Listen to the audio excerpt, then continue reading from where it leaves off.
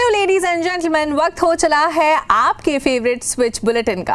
Switch bulletin एक ऐसा bulletin है जहां हम खबरों को स्टिच करके ऐसे पेश करते हैं कि न्यूज सिर्फ आप तक पहुंचे ही नहीं बल्कि आप उस खबर पर सोच विचार कर पाए। वन लाइनर्स और हेडलाइंस के जमाने में स्विच बुलेटिन पर हम आपको डीप डाइव करके न्यूज एनालिसिस करके बताते हैं कि आखिर उस खबर की जड़ क्या है। लेटेस्ट टॉपिक्स पर ग्राउंड रिपोर्ट्स, पॉलिटिकल अपडेट्स पे वेल एक्सप्लेन्ड रिपोर्ट्स और साथ ही देश दुनिया में हो रही ब्रेकिंग अपडेट्स, ये सब कुछ लेकर आते हैं हम इस स्विच बुलेटिन में। कहने को तो ये स्विच बुलेटिन महज आधे घंटे का है, पर हमारे रिपोर्ट्स का भंडार आपको हमारे सभी डिजिटल प्लेटफॉर्म्स जैसे कि यूट्यूब, फेसबुक और इंस्टाग्राम पर मिल जाएगा, ताकि आप हमेशा अप टू डेट रहे। अपडेटेड रहने के लिए आपको स्विच को हर जगह फॉलो और सब्सक्राइब करना होगा। आज के बुलेटिन में जानेंगे कि आखिर आम जनता का क्या कहना है अतुल सुभाष के सुसाइड केस के बारे में। बात करेंगे कि आखिर आम जनता को कैसे फर्क पड़ता है जब बैंक किसी का लोन माफ कर देती है। तो वहीं जानेंगे कि आखिर पाकिस्तान अमेरिका से नाराज क्यों है। शुरुआत करते हैं एक ऐसे केस से जिसने पूरे देश को दहला दिया। मैं बात कर रही हूं बेंगलुरु टेकी अतुल सुभाष की सुसाइड केस की। इस केस पर जब हमारी टीम की हरीम ने मर्दों से बात की तो उन्होंने अपना क्या ओपिनियन दिया, वो जानने के लिए आप इस ग्राउंड रिपोर्ट को जरूर देखिए।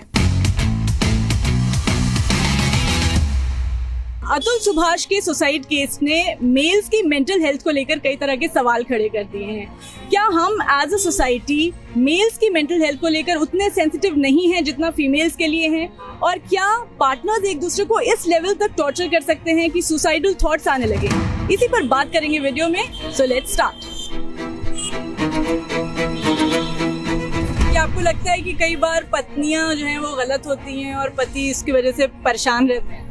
ये देखो, ऐसा होता है, गलती तो दोनों तरफ से होती है, एक तरफ से नहीं होती। कई एक कुछ ऐसे मैटर होते हैं पत्नियां गलत होती है, कई एक ऐसे मैटर जो पति भी गलत होते हैं। तो ये चीज़ होती है, लेकिन सबसे बेटर ये है कि दोनों आपस में कंपेयर करें, एक दूसरे को समझें और अगर उसको ठीक से चलें तो ही घर चलता है, नहीं चल पाएगा। तो ये दोनों को ही बुद्धि से काम लेना चाहिए, समझे। आपको लगता है कि जो सोसाइटी है वो पत्नी मतलब लड़कियों की तरफ, महिलाओं की तरफ ज्यादा झुकाव रखती है और जो मर्द का दर्द होता है वो नहीं सुनती? नहीं, देखो मर्द का क्या होता है कि मर्द अपना दर्द छिपा लेता है, ओपन क्यों छुपा ले? महिला रो के दिखा देती है। मर्द ये छुपाता है कि उसकी इंसल्ट नहीं हो, बदनामी नहीं हो, महिलाओं की चीज का कोई एहसास नहीं होता। ये है, महिलाएं रो के अपना दर्द बयान कर लेती हैं, तो मर्द क्यों नहीं रो सकता? मर्द भी तो रो सकते हैं। नहीं, वो समझदार है, वो इस चीज को जानता है कि अगर मैं अभी रोता हूँ या दुनिया सामने कुछ कहता हूँ तो दुनिया हंसेगी मेरे ऊपर। तो आपको लगता है रोना गलत? क्यों गलत? रोना नहीं चाहिए। और वैसे तो कोई ऐसा है, गीता में कहा है कि ध्यायतो विषयान पुंसा संघर्षते सुपजायते संगा संजायते कामा कामा क्रोधो विजायते। इसका मतलब बताइए। क्रोधा भवति सम्मोहा सम्मोहा स्मृत विप्रमा स्मृत विंसा बुद्धि नाशो बुद्धि नाशाय प्रणक्षसी।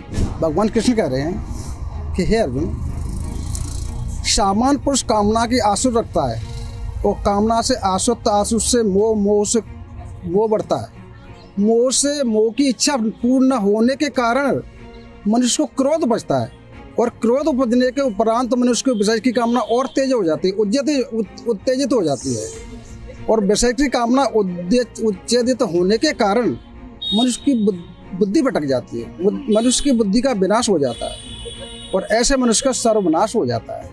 तो इसलिए समझदार जो बुद्धिमान व्यक्ति है वो तो कभी ऐसे गलत कदम ना उठाता है, ना उठाएगा, अपने तरीके से संयम से अपना कार्य करता है।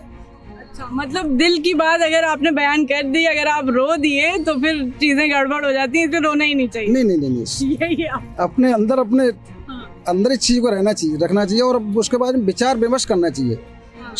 अगर देखो कोई समस्या समाधान भी है, लेकिन सही दिमाग से हम सोचेंगे, विचार करेंगे तो। ऐसा क्यों बोला जाता है कि जो मर्द होते हैं वो अपने दिल की बात ज्यादा नहीं एक्सप्रेस कर पाते हैं, ज्यादा नहीं शेयर कर पाते हैं, अगर लड़कियां होती हैं तो वो कर लेती हैं? ऐसा क्यों? ये कौन सी किताब में लिखा है मैम? ऐसा लोग कहते हैं। नहीं, मर्दों से ज्यादा अपनी फीलिंग्स को एक्सप्रेस करता ही नहीं है, बस उनके पास फीलिंग एक्सप्रेस करने के लिए शब्द नहीं होते। उनके हाव भाव, उनके फेशियल एक्सप्रेशंस, उनकी सिचुएशंस सबसे ज़्यादा मर्दों के सर पे ही पड़ती है। इनफैक्ट इतनी पड़ती है फीमेल की लाइफ में आने वाली प्रॉब्लम्स भी मर्द अपने ऊपर ही लेते हैं। चलिए स्विच करते हैं एक और ऐसी खबर पर जिसे पूरे देश के लिए काफी दुखद घड़ी मानी जाती है। 8 दिसंबर 2021 ये वो दिन था जब इंडिया के first chief of defence staff general Bipin Rawat, उनकी पत्नी और 12 एयरफोर्स स्टाफ की डेथ हो गई थी एक चॉपर क्रैश में। अब 3 साल बाद पार्लियामेंट्री कमेटी ने इस हादसे पर अपनी रिपोर्ट सबमिट की है। क्या कुछ सामने आया है इस कमेटी रिपोर्ट में, जानिए इस रिपोर्ट के जरिए। पार्लियामेंट्री स्टैंडिंग कमेटी ने MI-17V5 क्रैश यानी इंडिया के first chief of defence CDS Bipin Rawat के चॉपर क्रैश पर अपनी रिपोर्ट सबमिट की है। ह्यूमन एरर को देश के पहले chief of defence staff CDS general Bipin Rawat की मौत का कारण बताया गया है। उनकी मौत की जांच के लिए बनाई गई एक पार्लियामेंट्री कमेटी ने अपनी रिपोर्ट में ह्यूमन एरर को 8 दिसंबर 2021 को तमिलनाडु के कुन्नूर के पास हुए MI-17V5 हेलीकॉप्टर दुर्घटना का कारण बताया है। CDS जनरल रावत, उनकी पत्नी मधुलिका रावत और कई एयरफोर्स ऑफिशियल्स की जान इस चॉपर क्रैश में चली गई थी। संसद में प्रेजेंट की गई एक रिपोर्ट के मुताबिक रक्षा समिति ने 13th डिफेंस प्लान पीरियड के दौरान भारतीय वायु सेना के हवाई जहाजों की दुर्घटना का डेटा दिया है। कुल 34 एक्सीडेंट्स की इंफॉर्मेशन मिली है, जिसमें 2021-2022 में भारतीय वायु सेना के 9, 2018-2019 में 11 हवाई जहाज दुर्घटना का जिक्र है। इस रिपोर्ट के एक कॉलम रीजन में ह्यूमन एरर को दुर्घटना का कारण बताया गया है। आपको बता दें कि जनवरी 2022 में भारतीय वायु सेना यानी इंडियन एयरफोर्स ने इस एक्सीडेंट का कारण पायलट का बैलेंस खोना बताया था, यानी खराब मौसम में डिसोरिएंटेशन होना बताया था। IAF ने इंडियन एयरफोर्स की इनिशियल इन्वेस्टिगेशन में ये दुर्घटना का कारण लापरवाही, मशीन में खराबी या साजिश होने को नकारा गया था। अब रक्षा समिति की रिपोर्ट ने 2017-2022 के बीच हुई 34 एयर एक्सीडेंट्स के कारणों की जानकारी दी है। रिपोर्ट के 33rd एक्सीडेंट में हवाई जहाज का नाम MI-17, डेट 8/12/2021 और कारण HEA यानी ह्यूमन एरर एयर क्रू लिखा गया है। रक्षा मंत्रालय ने समिति को बताया कि इन एक्सीडेंट्स के दौरान कुल 34 की जांच हुई है। रिपोर्ट्स के मुताबिक मंत्रालय ने बताया है कि जांच समिति के सुझावों में comprehensive review of processes, procedures, training, equipment, culture, operations, maintenance and governance involved है with an aim to prevent recurrence of such accidents. चलिए एक बार आपको एक रिकैप दे देते हैं कि घटना कब और कैसे हुई थी। 8 दिसंबर 2021 का दिन भारतीय सेना और देश के लिए एक बहुत ही दुखद दिन था। उस दिन तमिलनाडु के कोयम्बटूर के सुलूर एयरफोर्स बेस से defence services staff college Wellington तक जा रहा भारतीय वायु सेना का MI-17V5 हेलीकॉप्टर दुर्घटना का शिकार हुआ।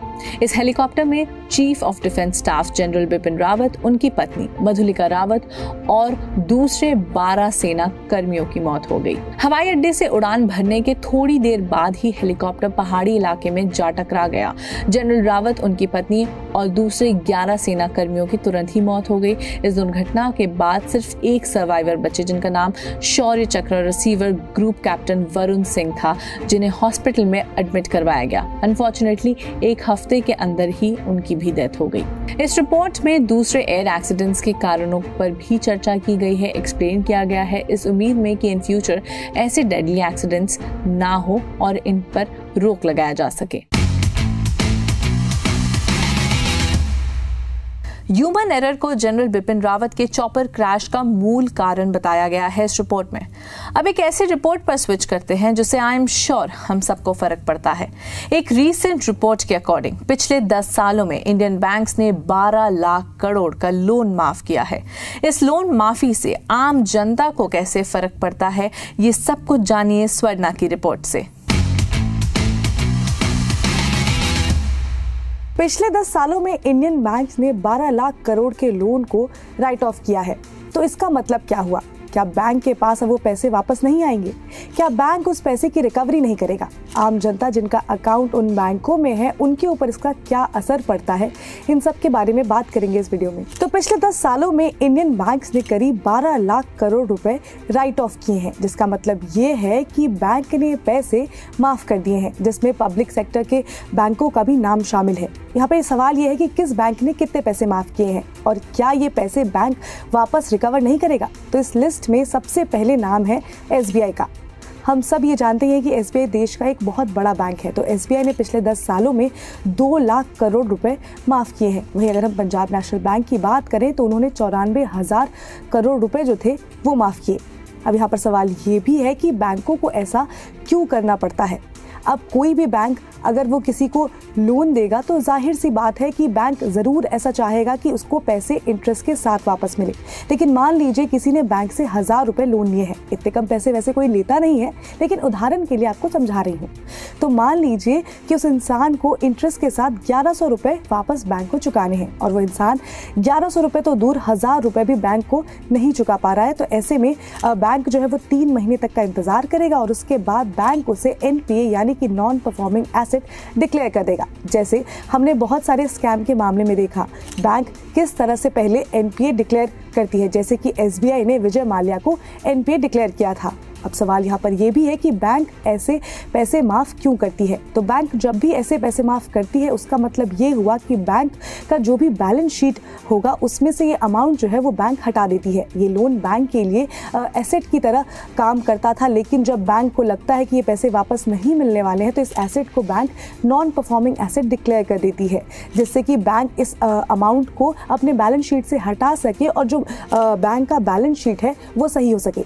यहाँ एक टर्म है राइट ऑफ जो बार बार इस्तेमाल किया जा रहा है। इसके अलावा भी एक टर्म होता है वेव ऑफ।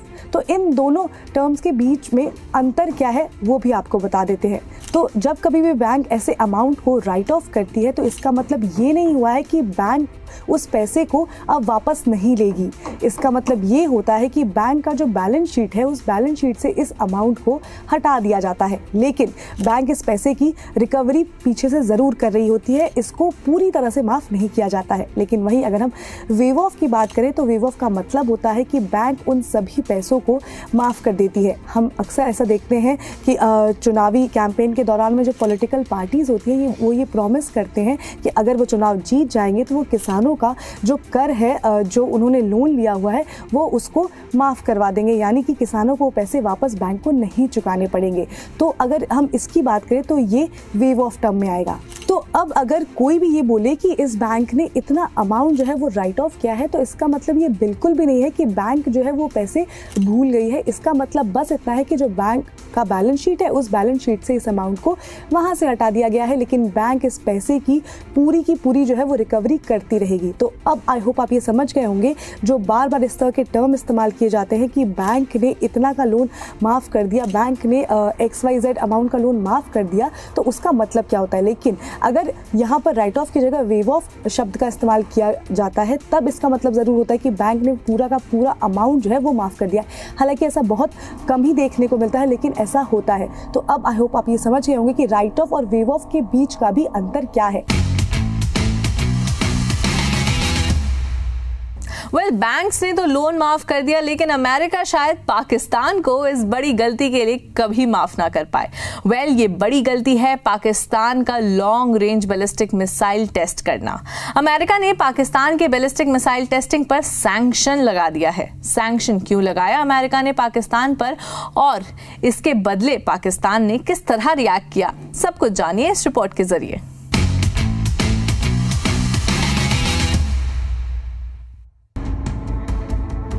अमेरिका ने पाकिस्तान के long range ballistic missile programme से जुड़े नए सैंक्शंस यानी प्रतिबंध लगा दिए हैं। पाकिस्तान नाराज है और अमेरिका के इस डिसीजन को बायस्ड बता रहा है। लेकिन मुद्दे की बात यह है कि आखिर ऐसा कौन सा मिसाइल टेस्ट कर रहा है पाकिस्तान जिससे अमेरिका अपने लिए खतरा समझ रहा है। अमेरिका ने बुधवार को पाकिस्तान के long range ballistic missile programme से जुड़े नए प्रतिबंध लगाने की घोषणा की है। इसमें उन सरकारी डिफेंस एजेंसीज पर भी प्रतिबंध शामिल है जो इस प्रोग्राम को ओवरसी यानी उसका देखरेख करती हैं। स्टेट डिपार्टमेंट के स्पोक्सपर्सन मैथ्यू मिलर ने कहा है कि ये प्रतिबंध उन एग्जीक्यूटिव ऑर्डर के तहत लगाए गए हैं जो मास डिस्ट्रक्शन के हथियारों और उनके लॉन्च के माध्यमों को टारगेट करता है। प्रतिबंधों के तहत इन संस्थानों की किसी भी यूएस बेस्ड एंटिटी को फ्रीज कर दिया जाएगा और यूएस सिटीजन इनके साथ बिजनेस नहीं कर पाएंगे। यूएस प्रेसिडेंट के ऑफिस के एक सीनियर अधिकारी ने कहा है कि न्यूक्लियर पावर्ड पाकिस्तान अब ऐसे लॉन्ग रेंज बैलिस्टिक मिसाइल्स बना रहा है जो साउथ एशिया के बाहर तक जाकर अमेरिका तक पहुंच सकता है। पहले कभी पाकिस्तान का क्लोज दोस्त माने जाने वाला अमेरिका पाकिस्तान के मिसाइल प्रोग्राम्स पर चिंता जता रहा है।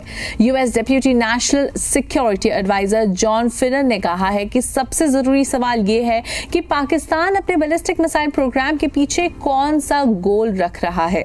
उन्होंने ये भी कहा कि पाकिस्तान की ये एक्टिविटीज अमेरिका के लिए एक इमर्जिंग थ्रेट है। पाकिस्तान अब मॉडर्न टेक्नोलॉजी से इक्विप्ड मिसाइल्स बना रहा है। ही इवन एडेड दैट सिर्फ कुछ ही देश ऐसे हैं जिनके न्यूक्लियर वेपन्स और मिसाइल्स अमेरिका तक पहुंच सकते हैं और ये देश अमेरिका की सिक्योरिटी के लिए एक बड़ा खतरा है, जैसे रशिया, नॉर्थ कोरिया और चाइना। अमेरिका ने कहा है कि पाकिस्तान के मिसाइल प्रोग्राम के प्रोलिफरेशन को रोकने के लिए ये फैसला लिया गया है। यूएस स्टेट डिपार्टमेंट के एक बयान के मुताबिक 4 पाकिस्तानी कंपनीज को एग्जीक्यूटिव ऑर्डर यानी EO 13382 के तहत प्रतिबंधित किया गया है। इस पर पाकिस्तान का भी रिएक्शन आ गया है। पाकिस्तान के विदेश मंत्रालय ने एक बयान में कहा है कि अमेरिका का ये कदम अनफॉर्चुनेट और बायस्ड है और ये रीजनल हार्मनी को नुकसान पहुंचाएगा। स्टेट डिपार्टमेंट के एक फैक्ट शीट के मुताबिक इस्लामाबाद स्थित नेशनल डेवलपमेंट कॉम्प्लेक्स यानी NDC ने पाकिस्तान के long range ballistic missile programme और मिसाइल टेस्ट इक्विपमेंट के लिए मटेरियल्स प्राप्त करने की कोशिश की। इसमें कहा गया है कि NDC पाकिस्तान के बैलिस्टिक मिसाइल्स के विकास के लिए जिम्मेदार है, जिसमें शाहीन फैमिली के मिसाइल्स भी शामिल हैं। आपको बताते चलें कि पाकिस्तान ने अपना पहला परमाणु यानी न्यूक्लियर टेस्ट 1998 में किया था। इसी के साथ ही पाकिस्तान दुनिया का 7वां देश बन गया था जो परमाणु परीक्षण कर चुका है। रिपोर्ट्स के मुताबिक पाकिस्तान के पास लगभग 170 परमाणु हथियार है।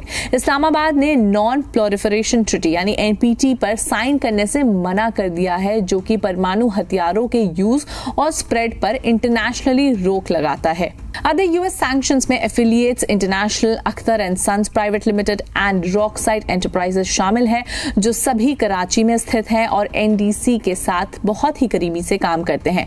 मिलर ने कहा है अमेरिका प्रसार और संबंधित सप्लाई गतिविधियों के खिलाफ कार्रवाई करते रहेगा। नेशनल डेवलपमेंट कॉम्प्लेक्स NDC वो इंस्टीट्यूट है जो पाकिस्तान के बैलिस्टिक मिसाइल प्रोग्राम्स को चलाता है।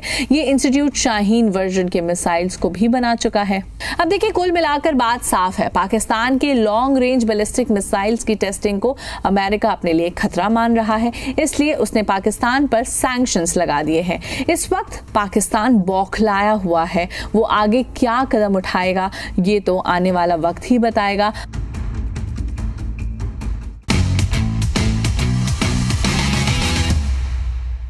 तो देखा आपने, बुलेटिन ऐसा जहां हम आपके पते की खबरों के साथ साथ देश और दुनिया में क्या बड़ा हो रहा है उसकी भी डिटेल्ड रिपोर्ट हम आप तक लाते हैं। अगर ऐसी ही रिपोर्ट्स आपको देखनी है तो स्विच बुलेटिन के अलावा आपको स्विच के डिजिटल प्लेटफॉर्म्स जैसे कि YouTube, Facebook और Instagram पर जाना चाहिए और न्यू रिपोर्ट्स देखने के साथ साथ चैनल को फॉलो और सब्सक्राइब भी करना चाहिए।